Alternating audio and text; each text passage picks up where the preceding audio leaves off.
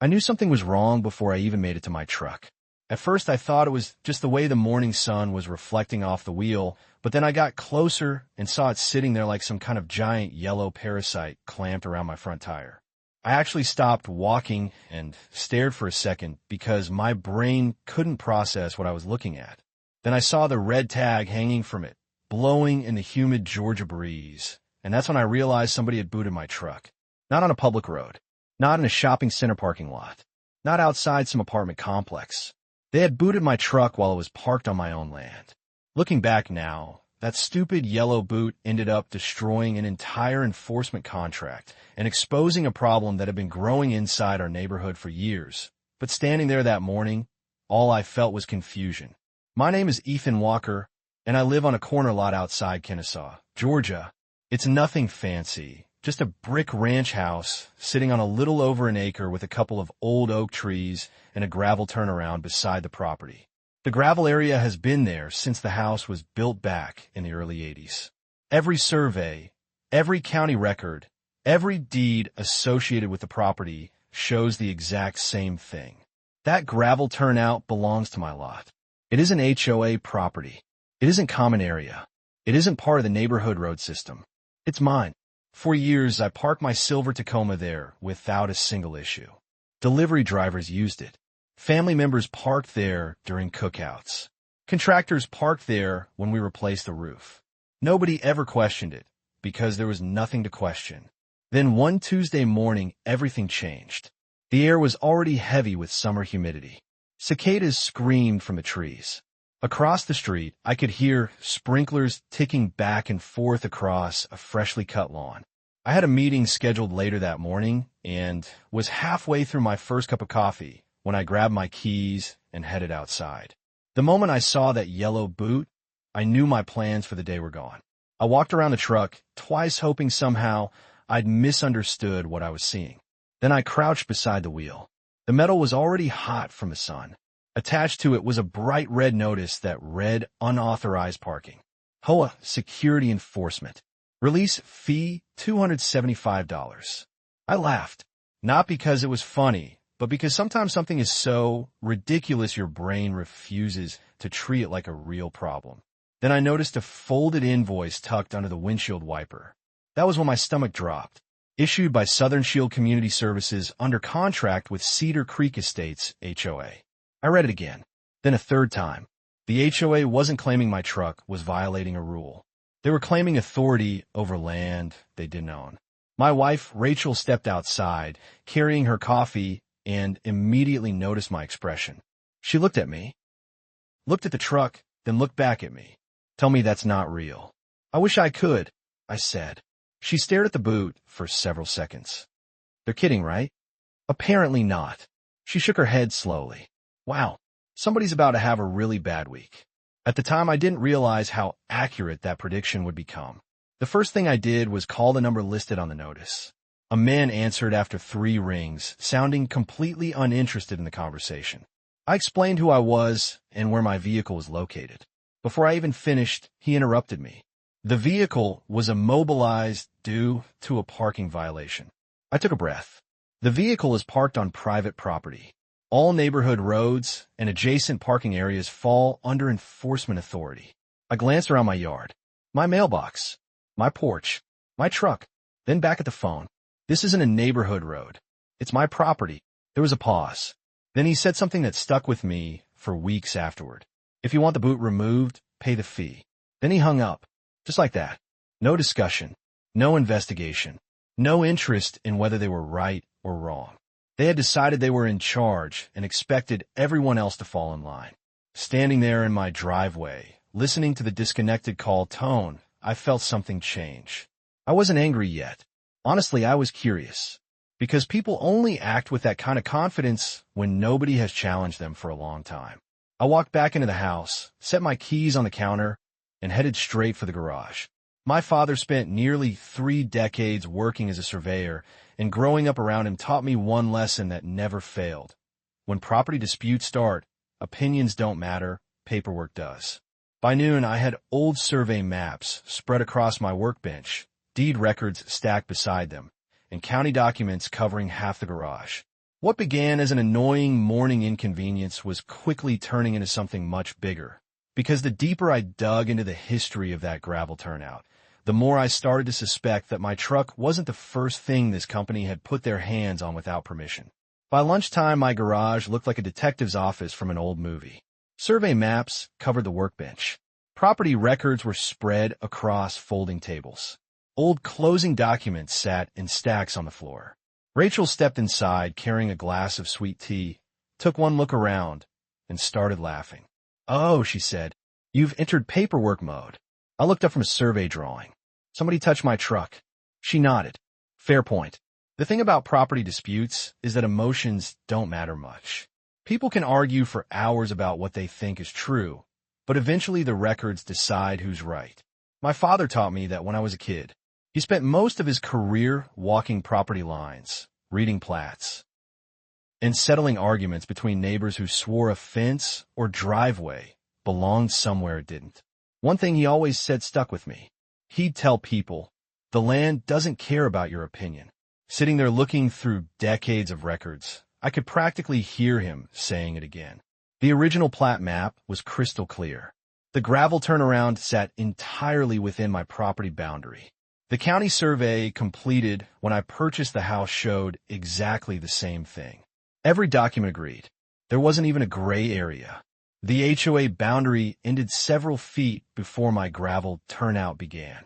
If Southern Shield had looked at any official record before booting my truck, they would have known immediately they had no authority there. The fact that they did it anyway bothered me more with every passing hour. The next morning, I called the county planning office.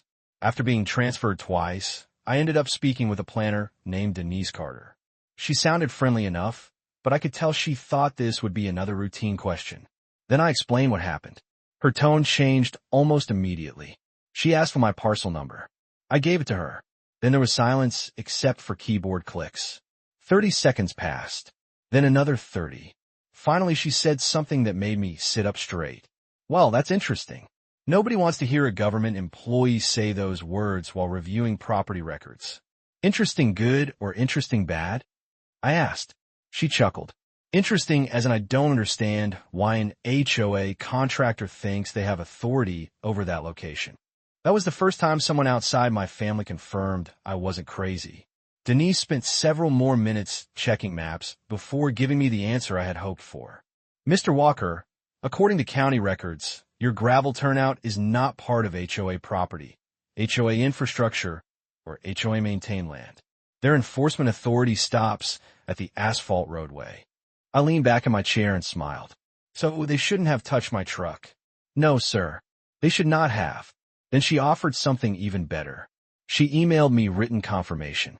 5 minutes later, it was sitting in my inbox. Official. Clear. Direct. I printed 3 copies immediately. One for my records, one for court if needed, and one just because it felt good holding proof in my hands. But what happened next is what really changed everything. A few days later, I ran into my neighbor Walter Jennings while he was trimming hedges near the street. Walter had lived there almost 20 years and knew everything that happened in the neighborhood. I casually mentioned the boot incident. Before I could finish, he rolled his eyes. "Southern Shield?" he asked. "Yep." He laughed. Not a happy laugh either. The kind of laugh people make when they've been waiting for somebody else to notice a problem. About time somebody pushed back. That got my attention. Over the next hour, Walter told me stories. A retired couple had received parking notices on land outside HOA boundaries. A contractor had been threatened with towing despite having permission from a homeowner. A family down the street received repeated violation letters over a trailer parked entirely on county property. Most people paid the fees or ignored the warnings because fighting took time. Nobody wanted the hassle. The more stories I heard, the more one thing became clear. Southern Shield wasn't making random mistakes. They had developed a habit. Every few months, they pushed a little farther. Every few months, they expanded their authority just enough to see if anyone challenged them. And apparently nobody had. Until now. Over the next week, I started documenting everything. I spoke with neighbors, took photographs, recorded dates, collected copies of notices people were willing to share. I wasn't trying to become some neighborhood crusader. I simply wanted to understand whether my situation was isolated or part of a pattern. What I found made me angry, not because of the money. Honestly, the $275 fee had become irrelevant. What bothered me was the attitude behind it, the assumption that they could do whatever they wanted because most people wouldn't fight back. Then came the phone call. About 10 days after the incident, my phone rang while I was eating lunch. The caller identified himself as Trevor Mills, Regional Operations Manager for Southern Shield Community Services. Unlike the employee who had hung up on me earlier, Trevor sounded polished. Confident. Maybe a little too confident. Mr. Walker, I understand you've been contacting county offices regarding one of our enforcement actions. I almost laughed. He made it sound like I was conducting an international investigation. I contacted the county because your company booted my truck on my property. There was a pause. Our officers acted within the scope of authority provided under our agreement. County records disagree. Another pause. Longer this time. Then Trevor said something that genuinely surprised me. Property boundaries can sometimes be open to interpretation. I actually laughed out loud. Not intentionally. It just happened. Because property boundaries are literally measured, surveyed, recorded, and documented. They are about as close to objective reality as you can get. Trevor didn't appreciate my reaction. Do you find something amusing? Yeah, I said. The fact that your company apparently thinks survey stakes are optional. The conversation went downhill from there. He became defensive. I became less patient. Eventually, he ended the call. But by then I had learned something important. Southern Shield wasn't preparing to admit fault. They were preparing to defend it. That realization changed my strategy completely. I stopped looking for explanations and started preparing for court. Every photograph was organized. Every document was labeled. Every conversation was recorded in a timeline. Then an unexpected piece of information fell into my lap. A friend of mine named Eric worked in real estate title research. When I told him the story over lunch, he asked a question I hadn't considered. Have you read the contract? I stared at him. What contract? The one between the HOA and Southern Shield. That single question opened a completely new door. Through public records requests and HOA meeting documents, I eventually obtained sections of the agreement. The moment I read it, I knew Southern Shield had a serious problem. Their authority was clearly limited to HOA-owned and HOA-maintained property. The contract itself contradicted what they had done to my truck. They weren't just violating county boundaries anymore. They were violating the very agreement they claimed justified their actions. I sat at my kitchen table reading that section over and over while Rachel watched from across the room. Finally, she asked, "How bad is it?" I looked up and smiled. Let's just say if their attorney hasn't seen this yet, he's about to have a terrible week. A few days later, I filed my claim. Nothing dramatic. No giant lawsuit. No television courtroom showdown. Just a straightforward civil action supported by surveys, county records, photographs, witness statements, and their own contract language. Then something interesting happened. The confidence disappeared. Calls started coming in. Emails followed. Suddenly people who had ignored me before wanted conversations. Then, late one afternoon, Trevor called again. This time, there was no polished corporate confidence. No smooth talking. No lectures about authority. He sounded angry. Desperate, even. "You're making a mistake," he warned. I remember leaning back in my chair and looking out the window of my truck, sitting exactly where it always had. Then I answered with the same sentence that had been sitting in my head for days. "No, Trevor." The mistake was putting that boot on my truck. After that, everything became very quiet, and in my experience, when organizations suddenly go quiet after acting loud for weeks, it's usually because somebody's lawyer has finally entered the room. The silence lasted about 12 days. No warning letters. No phone calls. No emails from Southern Shield. No statements from the HOA. Nothing. If you've ever been involved in a dispute like this, you know that kind of silence feels strange. Part of you wonders if maybe they finally came to their senses. The other part knows somebody, somewhere, is scrambling behind the scenes. In this case, it turned out to be the second option. The first sign came from Walter. He called one evening and asked if I had heard about the emergency HOA board meeting. I hadn't. Apparently, residents packed the room. Questions were being asked. Records were being reviewed. County officials had responded to inquiries regarding enforcement boundaries. Suddenly, the discussion wasn't about my truck anymore. It was about whether Southern Shield had exceeded its authority multiple times over the previous year. One complaint became several. Several became dozens. Once people realized somebody was actually challenging the company, they started talking. Old notices came out of filing cabinets. Emails resurfaced. Photographs appeared. Residents who had quietly paid fines began asking why. And every answer seemed to create two new questions. Then the settlement offer arrived. I remember opening the envelope at the kitchen table while Rachel stood behind me, reading over my shoulder. Southern Shield agreed to refund every fee connected to the immobilization. They agreed to pay damages. They agreed to cover filing costs. Most importantly, they wanted the matter resolved quickly.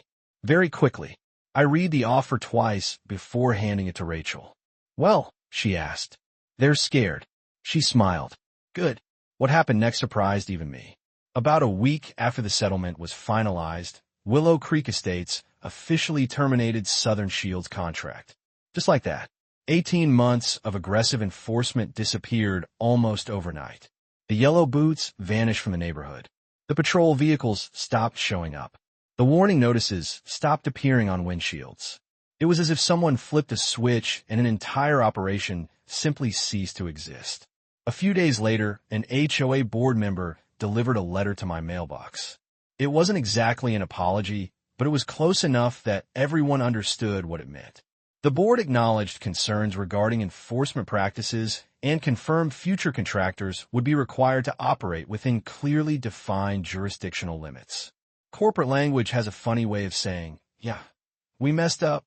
The part that stayed with me, though, wasn't the money or the settlement. It was the morning after everything ended. I walked outside with a cup of coffee just after sunrise. The air was cool for once. The neighborhood was quiet. My Tacoma sat exactly where it had always sat, parked on the gravel turnout beside my house.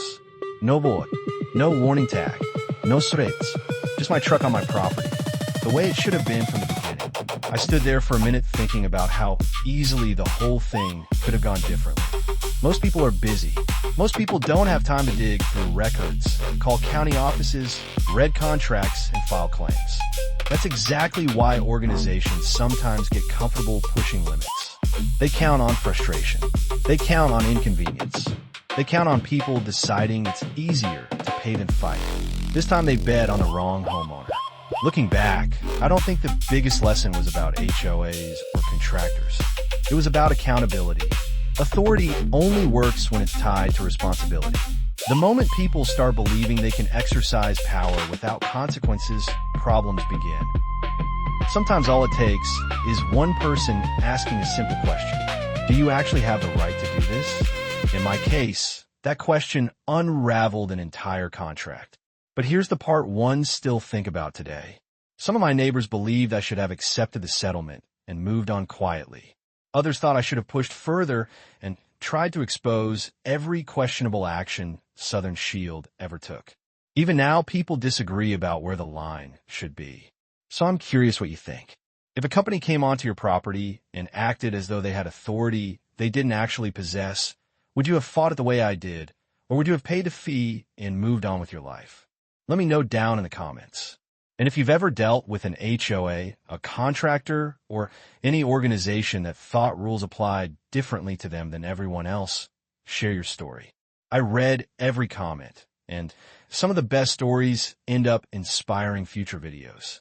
If you enjoyed this one, make sure to like, subscribe, and stick around because sometimes the most unbelievable stories aren't the ones involving criminals or million-dollar lawsuits.